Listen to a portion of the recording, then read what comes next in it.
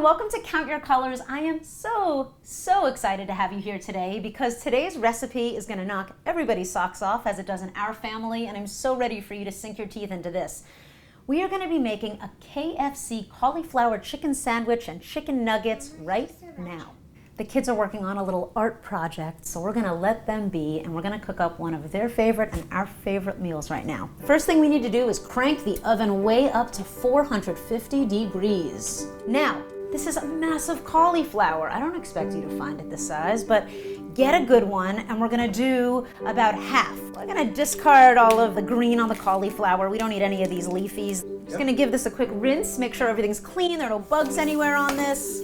We're gonna slice this up into like steaks or chicken patty sandwiches. The easiest way is if you go straight through the middle on the first one. Then when you break it apart, you're already kind of holding that shape. Now, about a half or 2/3 of an inch apart, we're gonna start cutting a couple of pieces. Now we're gonna go again. We're gonna do another one of these.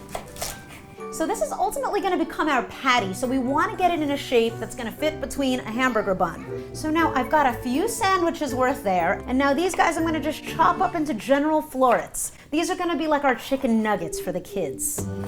I'm happy to munch on these nuggets myself, but you know you can please the kids with these little guys, and then you've got legit sandwiches for the adults. Now we're gonna be setting up a dredging station. I don't want you to be nervous when I show you the list of spices that goes into this. And what I wanna tell you is that even though it's a bit of a list, I'm gonna take a photo and itemize them alphabetically, so when you go to the store, you can just pick them off the shelf easy peasy. And if you love this recipe, which I fully believe you will, you're gonna be very happy to find in the notes below, I'm gonna type up how to save all of these spices in one little container, so when you wanna make this in the future, you don't have to go pulling out all these little jars. We need to get down and dirty in Spiceland right now, let's go. First ingredient in our dredging station, in our flour bowl, we're gonna put in 1.5 cups of garbanzo bean flour, chickpea flour.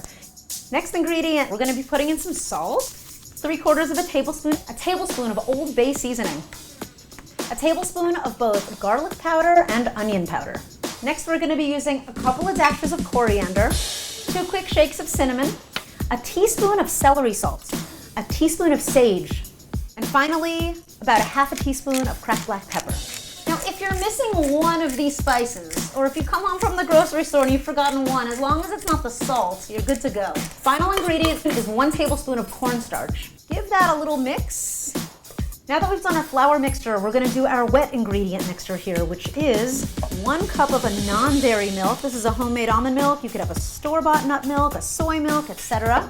And when you mix the milk with a tablespoon of apple cider vinegar, it creates this buttermilk scenario. It's great for baking and for cooking, so we're gonna put that in right now. Our final thing that we need to do for our dredging station is we're gonna be taking a few handfuls worth of cornflake cereal. This is gonna be our breadcrumb, and it's a really fun activity for the kids to help, so I'm gonna call my little ones in.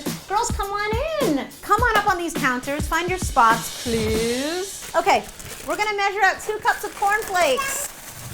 Cereal? Pretty much, I know, cereal. Now watch this. I'm gonna pour these into the bowl, and you guys are gonna get to put your hands in there. Your hands are all clean, right? Yeah. Okay, crush them up, crunch them, squeeze them, rip them, grip them, crunch them as much as you can crunch those things. Get them as tiny as you can. If you don't have small humans to give this task to, you can put these guys in the food processor or a blender a handful of times on pulse, and it'll give you this kind of crumb in no time. So check it out. There are some mid-sized pieces, but nothing's huge. We're gonna start dredging right now, and then we're gonna get these guys in the oven roasting. So we're gonna start with our chicken sandwiches, our bigger pieces, okay? We're gonna go first into the flour, both sides. Get it nice and good. Then we're gonna go into the liquid. Both sides. Both sides. We're gonna go back into the flour. Why back in there? Because this pulls in all the flavors. Now we're gonna go back into the milk mixture. And after this, we're gonna finally get our crumbs on. Get into the glue. All right, and now, on a parchment-lined baking sheet. Do not skip this step. You need parchment paper so that it doesn't stick. All right, let mommy do this. Here we go. Let's dredge.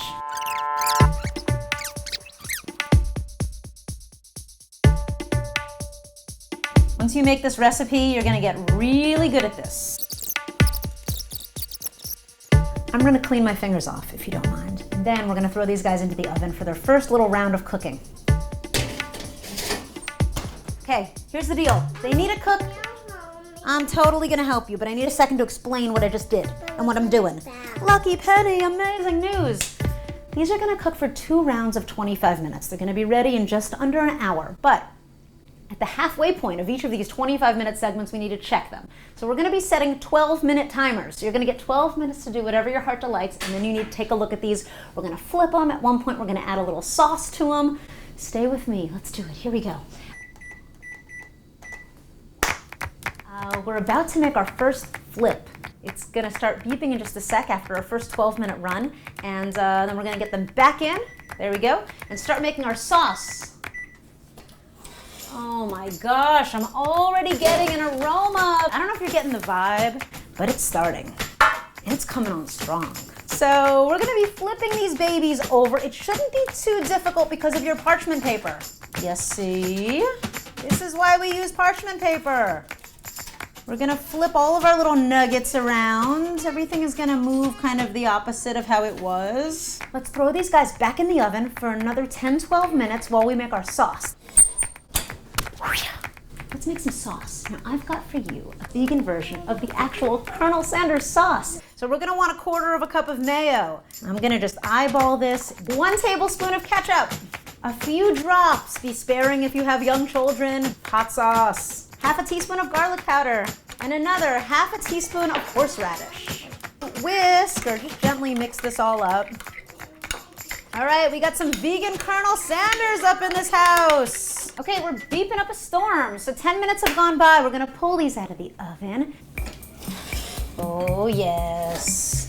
Oh baby. They're looking good. And we're not even done yet. So listen, you could bake them a little longer and start eating them right away, but we're gonna do something to amp it up even 1 step more in the flavor department. Check this out. I'll show a little guy and then we could do a bigger guy. You're gonna basically get them in all this delicious sauce and then back on the baking sheet. We're gonna do it with the big ones and the little ones alike. Oh, this is teeming with flavor. So now we're going back into the oven. Right now I'd like to make a quick coleslaw, so when we do our sandwiches, either on the sandwich or on the side, we have a nice refreshing, cool coleslaw to go along with it. I love using a purple cabbage because there are some major antioxidants. So we're just gonna give this a quick chop. We're gonna get it chopped nice and small as you would with any coleslaw. So now all of this from here on out is just gonna be to taste. We're gonna do some vegan mayo, some lime, salt, and pepper. I'm gonna squirt in a little over a tablespoon of mayo. Nice amount of lime. Give it a couple of shakes of salt. You can always add more salt later. And some pepper. Let me mix this up right now. Let me give it a taste and see if it's to my liking. Zesty and fresh. All right, let's get these guys out of the oven. Oh yes, oh yeah. So you see the pieces that had the sauce on them. You see that orange situation? That's what I'm speaking of. The ones that we've hit up with the sauce, we need to flip. Oh yeah. Oh. All right.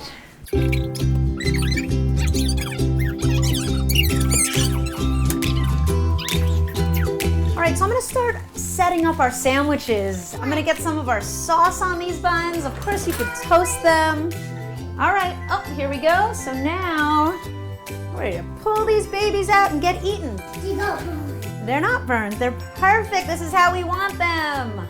Nice and crispy and crunchy and tender on the inside. Let's get plating and tasting. Let's get some tomato slices. We're gonna get some slaw. Count your colors. That's what I'm talking about. You wanna dip in? Check it out, see what you think.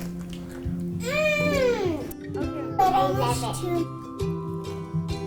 This is actually so good.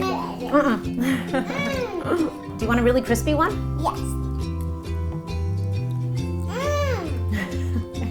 Any more details on that? Here we go. Now it's my favorite time. It's my time to taste. Here we go. Okay.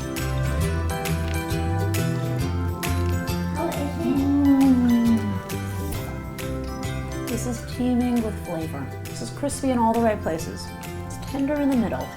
No dripping. I'm obsessed with these guys. My family loves Let me them. try this. Gluten-free, oil-free, cruelty-free. You can't go wrong. Please try them soon. You will not be disappointed. I'm going to leave all the notes on the website. Mmm. Do you love it?